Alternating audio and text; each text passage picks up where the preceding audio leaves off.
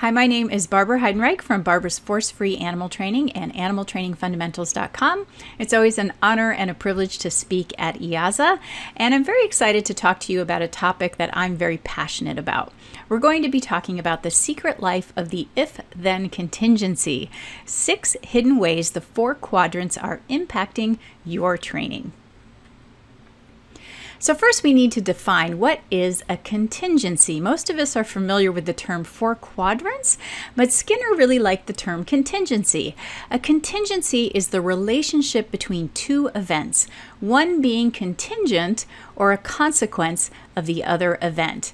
An easy way to remember this is if an animal does this, then this will happen. So for example, if the pig touches the target, then food will be delivered.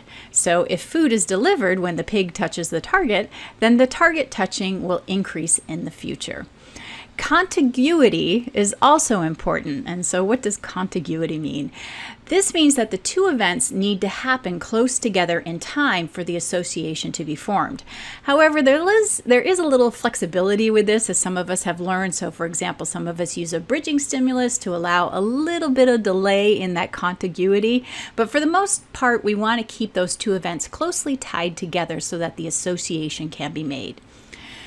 So the 4 contingencies, aka quadrants or learning processes is another term that people like to use, are called reinforcement. So reinforcement increases the future probability a behavior will occur again in the future, and punishment decreases the future probability a behavior will occur again in the future. And then we have positive or negative. So positive reinforcement or negative or positive punishment, and we have negative reinforcement and negative punishment. And positive and negative refers to either adding something or removing something, and we call that something a stimulus, to increase or decrease the identified behavior.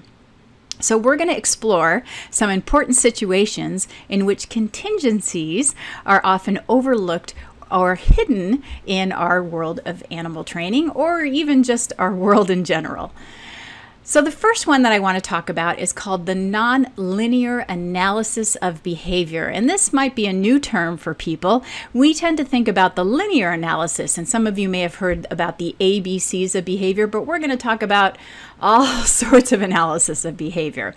And I like to think of this as a penguin in water, because when you think about a penguin in water, water is putting its force all over the penguin, not just in a straight line, it's all around the penguin, it's surrounding the penguin. And this is the same thing that's happening with contingencies. They're all doing their job at the same time, not just one of them. This actually helps us remove labels of good and bad to contingencies. It allows us to see them for what they are. They're just laws of nature. So what we're going to do now is we're going to look at a video clip of a rhino doing a backup behavior, and we're going to do a non-linear analysis of this so that we can see how these contingencies are working at the same time to influence behavior.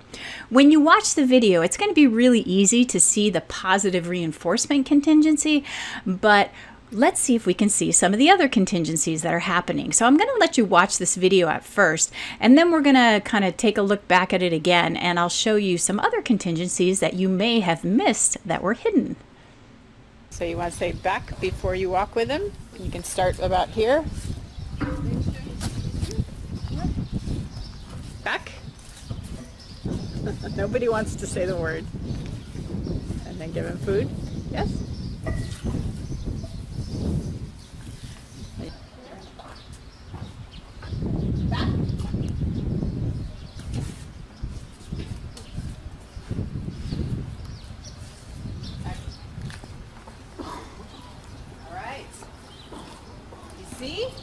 See how that works now, instead of just following me?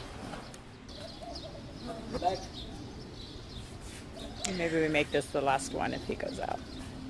Okay, so I'm sure everybody's been noticing that after the rhino moves back, he gets food as a reinforcer. So there's our positive reinforcement contingency. But where are the other contingencies? Maybe we, food? Yeah, give food. Maybe we give. So let's talk about where those other contingencies are. So one of the things you want to think about is that when that rhino is backing up out of the chute, There's a reason why his hips don't swing to the left or swing to the right, and that has to do with positive punishment and negative reinforcement. He likes being in that chute because he has had a lot of reinforcement history that says being in the chute results in good consequences. But by swinging his hips out to the left or the right, he would have bumped into those bars in the past. And it's not that bumping into the bars is something that's really aversive, but most animals and humans don't like bumping into things. And so we learn that when you bump into something, oh, well, you know what, let's move away from that. And so he's already learned by a history of positive punishment and negative reinforcement to stay in the center of the chute as opposed to bumping into things when he backs up.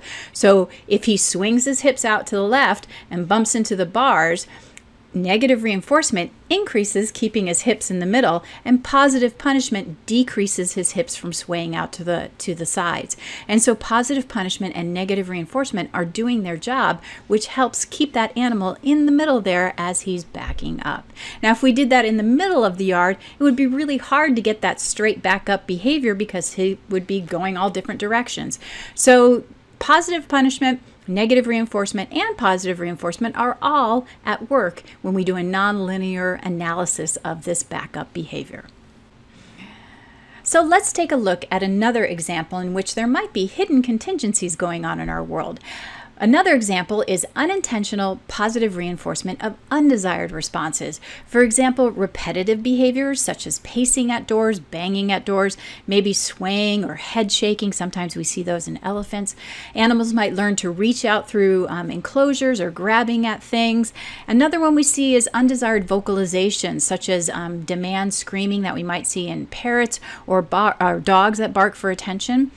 So here are some video examples of animals doing some behaviors that unintentionally get positively reinforced. Near the end of the video, you're going to see some examples where we're trying to address those undesired responses by reinforcing desired responses instead. One of the examples you're going to see is a free contact situation with orangutans at a conservation project in Borneo. These are animals that are being rehabilitated to put back into the wild, and you'll see some undesired grabbing at items from that the caregivers have, and then we're working on teaching the animals that they don't have to grab at things to get them. We'll reinforce them for just stationing and holding still.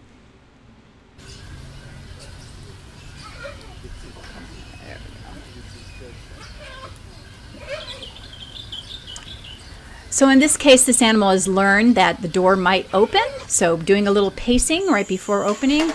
This sun bear at a sanctuary has learned that banging at the food dish might result in getting fed. And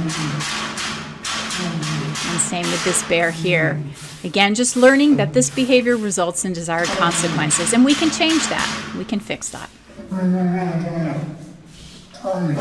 It's about time. So is this the problem, is that he does this all the time? Yeah. Okay, so he just has learned that this is how he gets food. So we just have to teach him to sit still. Okay.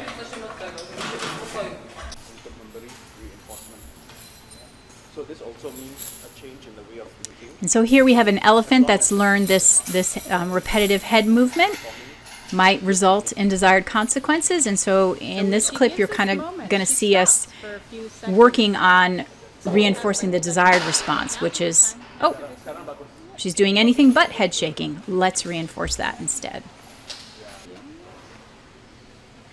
Yeah, you got a moment. Yeah. There you go. Good. You got it. So kita harus mengamati sana, replace with other what bad behaviors we want to replace with what good behaviors, where that will be, and how we're going to go forward. And you can see our caregiver there being very good about paying attention to her and looking for the right moment to reinforce the responses we do want, so that she learns she doesn't have to shake her head to get a desired consequence.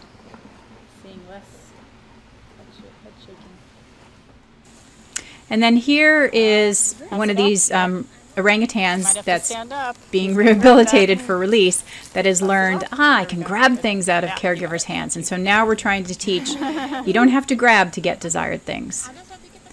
And you'll see that it takes practice, though, to learn how to get your timing right. Okay, now he's grabbing.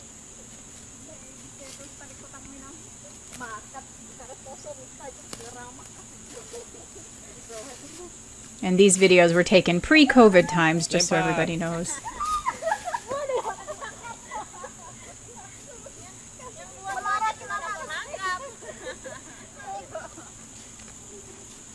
It's riding.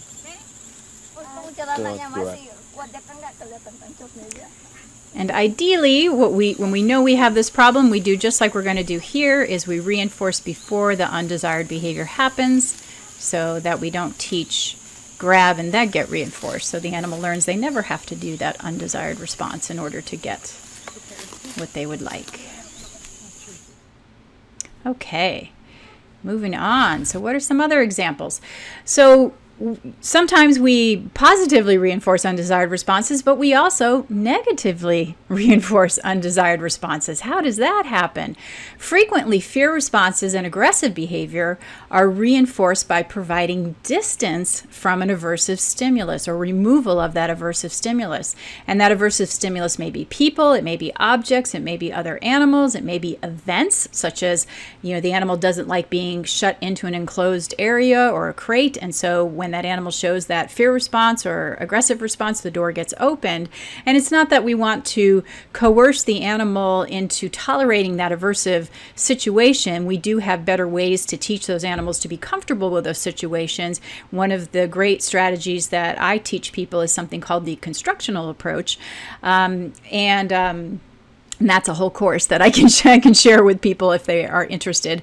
But unfortunately, often that these fear responses and aggressive behavior really get heavily reinforced is through negative reinforcement. So I'm going to show you sort of a little tiny snippet of how the constructional approach works with this Sumatran tiger. And so you're going to see a little bit of before, a little bit of application of constructional approach, and a little bit after. And so you're going to see this tiger here starting out with a little bit of targeting where aggressive behavior is being negatively reinforced and positively reinforced. So you'll see aggressive behavior, the target's removed, and that reinforces aggressive responses, and also food's being given for aggressive responses. And then you're going to see me applying what's called the constructional approach, where I'm going to approach in such a way that we barely get a response out of the animal so that I can pause and wait for the animal to relax and remove myself. So I'm removing myself, the aversive stimulus, when the animal's calm. But I'm not pushing the animal so that we get such a big response. And so it gives the animal the opportunity to learn to be calm in my presence. And then when I go and ask the animal to target, we have nice, calm body language. So you'll see that aggressive body language. And the target's being removed with aggressive body language, and food is given. So we've got the combination of negative reinforcement and positive reinforcement for aggressive body language. Aggressive body language, the target was removed. So negative reinforcement for aggressive body language. Because again, the human is an aversive stimulus. He's looking at me, right? And he's a little concerned. But now he's not. And see how he's not? I would walk away from that. I would be like, okay, that's cool. Okay, so it's sped up here because it takes a little time to apply this. But what I'm doing is I'm approaching just to the point that I get a little reaction out of the animal. When the body language is calm, I remove myself because I'm the aversive stimulus. So this is negative reinforcement. But I'm doing it at a level where the animal has the opportunity to give me the desired response, and I'm not creating very much of a response out of the animal. So at this point, he's there's no audio, so he might have been giving me vocalizations, and then the moment the vocalizations went away, I removed myself.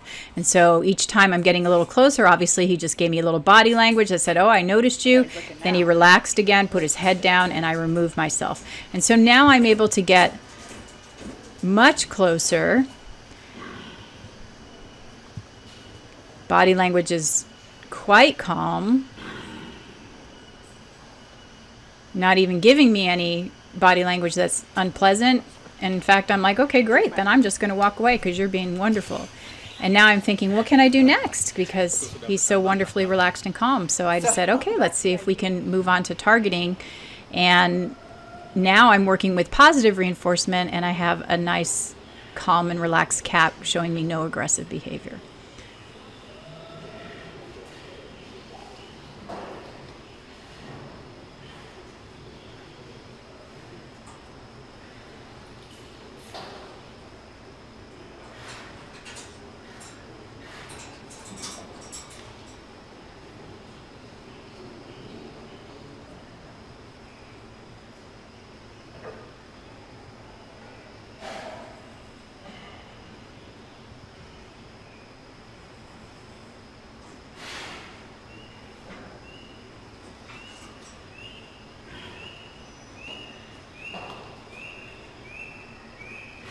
And I'm getting to positively reinforce calm body language as opposed to negatively reinforcing aggressive behavior. So in this example, I want to show how often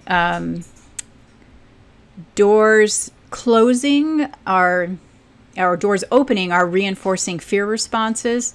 And this is a common problem in the zoological community, often because animals get shifted into areas where they're not quite ready for doors to be closed on them.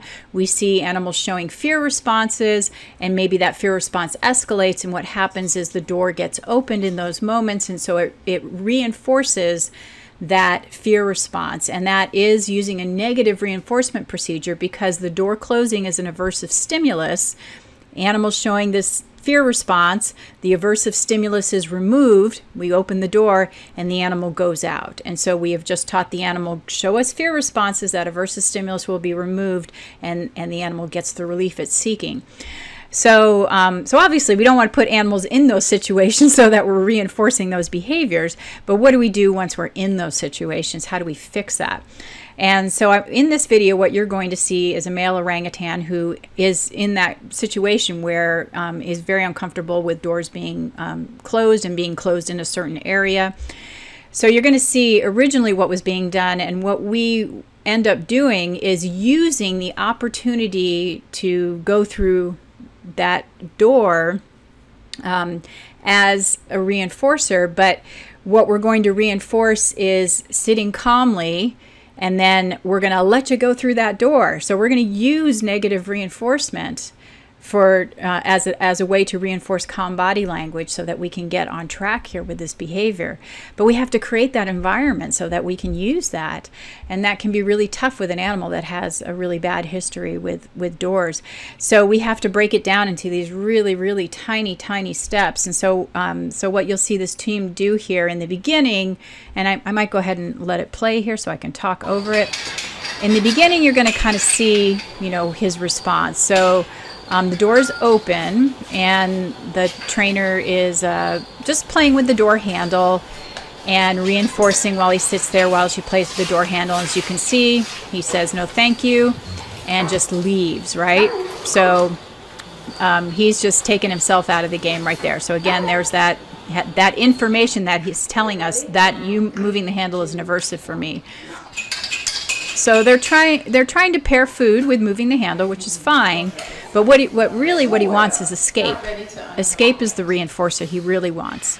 The food isn't going to overcome the door handle, because that's not the reinforcer he wants. What he wants is escape. This is a negatively reinforced behavior or maintained behavior. That's the function. So, 3, 2, 1. So what we're going to do is we're working up to where she's actually going to unlatch the handle, which is when he knows that things could really the door really could get shut. He knows right now the door can't really get shut on him. So when they get to that point that the door can get shut and she removes it off the handle and he kind of maintains position, they're going to reinforce that by actually cueing him through the door as the negative reinforcement for remaining calm. 3, 2, 1. So there it is. He stayed even though he knew, oh my gosh. And now they're going to say, okay, you can leave. Cue him outside. Come on. Excellent. Beautiful. That was perfect. Perfect, you guys. That's exactly how we want it. He didn't go out in a panic. He went out when you asked him. Excellent. Okay, so let's look at another another one of our hidden contingencies: positive punishment decreasing undesired behavior. So this is going on all the time. Positive punishment, although often very vilified, decreases many undesired responses. So we all know hot wire is around many enclosures.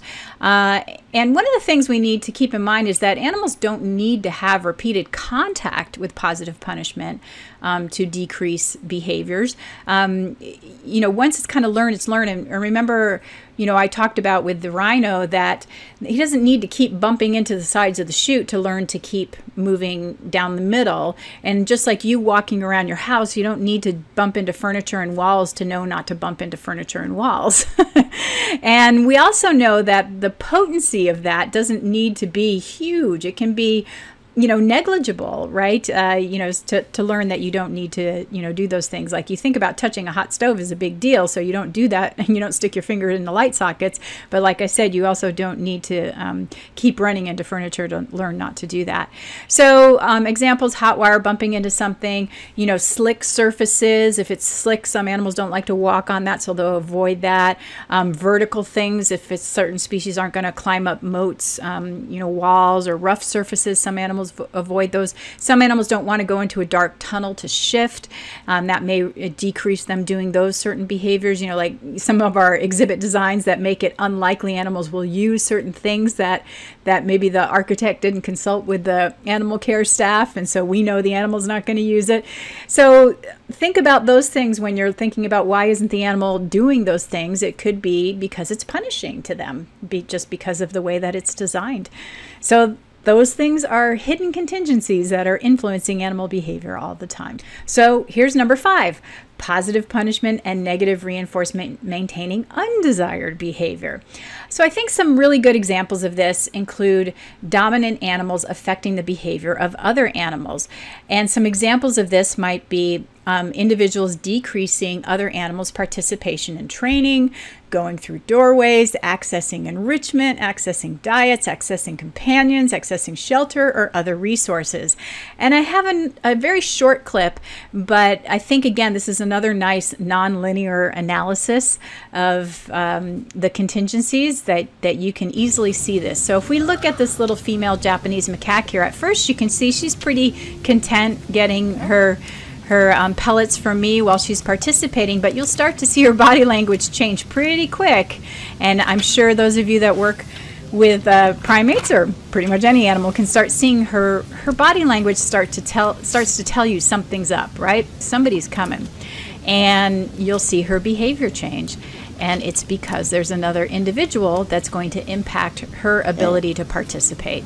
And right there, that decreases her So that might be ability to stick around, and it increases her likelihood that she's going to leave, right? And that has to do with her relationship with this individual. So there's positive punishment for her participating in the training session, and negative reinforcement for her leaving, right? And again, this has to do with the dynamics of of the group dynamics there.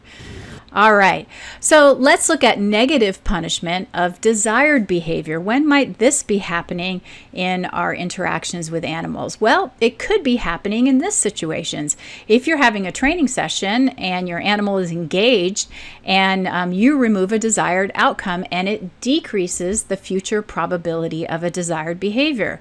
So that could happen when you walk away from a training session. And your animal is like, hey, I'd still like to participate in this training session, but you just took away all the good things. So that could also happen if you're in the middle of a training session and you abruptly interrupt the training session because maybe you want to stop and talk to somebody who is interrupting you. It could be a guest, it could be a coworker. Maybe you take a radio call or a phone call, and maybe you are ending your session abruptly without some sort of plan of action, so that the animal is engaged with something else that they find interesting or engaging or reinforcing, so that you walking away doesn't become a negative punisher. And so those are things that we try to keep in mind as animal trainers when we are something that the animal finds desirable and appetitive. So one of the things you want to keep in mind as an animal trainer. And here's number 6. So I don't think of this as one of the learning processes or contingencies, but something to keep in mind is a thing called automatically reinforced behavior. So automatically reinforced behavior occurs independent of social mediation of others. That means that you don't have to be there. It's a sensory consequence that sounds good, looks good, tastes good, smells good, feels good to the touch, or the movement itself is good. So we call these self-stimulatory behaviors. So you might think about like scratching an itch, or sometimes we worry about like self-injurious behaviors or feather damaging behaviors, things that animals don't really need us to be involved. And keep in mind, there's also automatically punished behavior too, but usually we're more worried about the other ones. So you may not be there to deliver the reinforcers, and these can be good things or bad things. But for me, I really think automatically reinforced behavior can be managed in a good way if you really want to think about it. And sometimes we get worried because we think, oh my gosh, it's a problem behavior, but I'm going to give you an example of how you can turn that problem behavior around. So for example, a common one that a lot of us might deal with, if you have a dog that's digging holes in your backyard like I did, what I did is I filled in those holes and I made them less attractive to my dog by planting grass seed over them. I put a little fence around them so that he couldn't access them for a while the grass grew in. And then I made another place that was more attractive to my dog because I put nice soft sand in there that would really feel good to dig in. And I made the sand deep, so it was nice and it was deeper to dig in, so it was more fun to dig in. And I also put it in an area that had would get more shade during the daytime because it's very hot here where I live. And so he was more inclined to go over there to do his digging behavior and less inclined to dig in the places where I didn't want him to dig. The cool thing about automatically reinforced behavior is that the reinforcer is delivered immediately. And like I said, the animal is in control of that reinforcer, so they can have access to it anytime they want. And so that can be sometimes bad for undesired behavior, but also good if you're setting your environment up right so that the animal can have access to it right away. And I should play this video while I'm telling you all that. And so for an animal that you want them to engage in that behavior, if you set up your conditions just right and you make the areas or the places where you don't want the animal to do the undesired behavior, you can create a situation in which it works out really well for your animal, as well as solving your behavior problems. So it isn't always a bad thing. You can actually use it to your advantage and to get some really nice, natural behavior. So there you go for automatically reinforced behavior. So just to kind of wrap it up here, contingencies are laws of nature that select behavior to help animals survive. They're not really good or bad. And the better we can identify contingencies, the better we can avoid reinforcing undesired behaviors or punishing desired behaviors. When we know which contingency selected a behavior, we can then provide function-based interventions when we have better success of solving those behavior problems. So in truth, the best trainers are not simply positive reinforcement trainers. They're trainers who see all the contingencies and understand how they all contribute to selecting behavior. And thus we make decisions based on all the quadrants when we are considering what is best for animal welfare. So I want to thank you for listening to this presentation. If you'd like to contact me, there is my email address right there. And thank you again for listening to this, and I look forward to taking your questions.